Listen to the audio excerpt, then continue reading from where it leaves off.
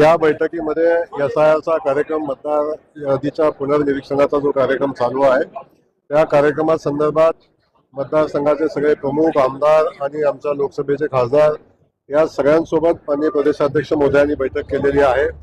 या यादीच्या पुनर्निरीक्षणाचा कार्यक्रमाचा पहिला टप्पा पूर्ण झालेला आहे, त्याला 7 दिवसाची मुदतवाढ मिळालेली आहे।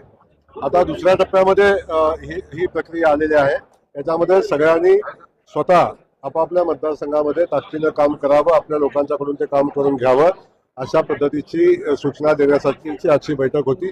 आणि मला वाटतं पश्चिम महाराष्ट्रातले सगळे आमदार, सगळे आमचे BLO आणि सगळे मतदारसंघ प्रमुख या ठिकाणी उपस्थित होते आणि माननीय प्रदेशाध्यक्ष महोदयांनी त्यांना मार्गदर्शन केलेलं आहे। पदवीधर आणि शिक्षक मतदारसंघाच्या दृष्टिकोनातूनही चर्चा झालेली आहे। ही मीटिंग संपल्यावर अजून एक मीटिंग आहे, त्यामध्ये त्याची चर्चा होणार आहे आणि पदवीधर मतदारसंघाच्या अनुषंगानं अधिकचं मतदान भारतीय जनता पक्षाच्या विचाराचं कसं जोडता येईल याचाही विचार या निमित्तानं केलेला आहे। आपण पाहिला असेल, खरं वास्तविक पाहता माननीय मुख्यमंत्री महोदयांच्या काही सूचना होत्या, प्रदेशाध्यक्षांच्या काही सूचना होत्या की काही लोकांचे प्रवेश, ज्यांची मनापासूनची भावना भारतीय जनता पक्षामध्ये प्रवेश करण्याची आहे, अशाही लोकांची काही आचारसंहिता पाळून आम्ही प्रवेश थांबवलेले होते।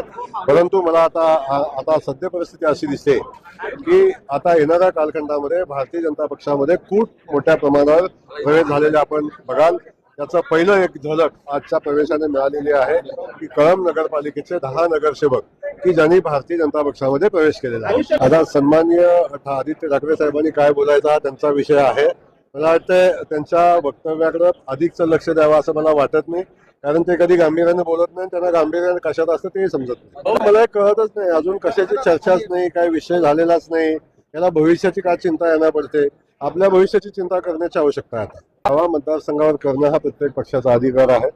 मतदारसंघ कुणाला सोडावा या संदर्भात महायुतीची आमची समिती असते, त्या समितीमध्ये चर्चा होते, वरिष्ठ त्याच्यावर निर्णय घेत असतात आणि ज्या आमच्या सहकार्याला किंवा ज्या पक्षाला जागा मिळेल तो पक्ष आम्ही एकत्र येऊन निवडणूक आम्ही लढवत असतो। त्या अनुषंगाने ही निवडणूक तशीच लढवली जाईल, महायुतीमधूनच लढवली जाईल आणि त्यालाच आमचं प्रथम प्राधान्य राहील। त्याच्यानंतर मला वाटतं महायुती होईल याच्यामध्ये कुठली शंका नाही झाली तर पुढचा विषय, त्याच्यावर आजच बोलणं उचित नाही। पश्चिम महाराष्ट्र हा राष्ट्रवादीचा बालेकिल्ला मानला जात होता। पश्चिम महाराष्ट्र हा राष्ट्रवादीचा बालेकिल्ला होता, आता नाही। पश्चिम महाराष्ट्र हा भारतीय जनता पक्षाचा बालेकिल्ला आहे। सोलापूर जिल्हा असेल, सातारा जिल्हा असेल, सांगली जिल्हा असेल, आपण पुणे जिल्हा असेल, आपण पाहतो की आता ह्या भारतीय जनता पक्षाचा गड झालेला आपल्याला सगळ्यांना दिसतोय। आता कुणी काय करावं हा ज्याचा त्याचा विषय आहे, त्या विषयावर मी अधिकचं बोलणार नाही। परंतु शाळा ह्या विषयासंदर्भात सरकार काळजीपूर्वक आजपर्यंत प्रयत्न करते। आता ज्या शाळा उभे राहिलेल्या आहेत, मॉडेल शाळा असतील, शाळेमध्ये शौचालय असेल, या सगळ्या गोष्टी असतील, प्रचंड मोठं काम शाळाच्या व्यवस्थेमध्ये सरकारने केलेलं आहे। माननीय मुख्यमंत्री महोदयांनी सूचना दिलेल्या आहेत की शाळेच्या पायाभूत सुविधा, मुलांच्यासाठी लागणाऱ्या आवश्यक सुविधा त्या शाळांमध्ये असल्या पाहिजे, याची काळजी घेण्याच्या सूचना माननीय मुख्यमंत्री महोदयांनी दिलेल्या आहेत आणि सरकार नक्की त्याची काळजी घेईल। त्यामुळं कोण काय करतंय, कोण कशाची काळजी घेते याच्यावर अधिकचा विचार करणं उचित नाही, अजिबात नाही। ग्रामविकास खात्याच्या माध्यमातून शाळेची व्यवस्था असते, शिक्षण खात्याच्या माध्यमातून शिक्षणाची व्यवस्था उभी केली जाते। त्यामुळे या सगळ्या गोष्टी असतात, त्यामध्ये कोण कोणाच्या खात्यामध्ये हस्तक्षेप करायचा असा विषय नाही। लोकशाहीनं सगळ्यांना मूलभूत अधिकार दिलेले आहेत, त्यामुळे त्या मूलभूत अधिकाराचा वापर प्रत्येकजण करत असतो।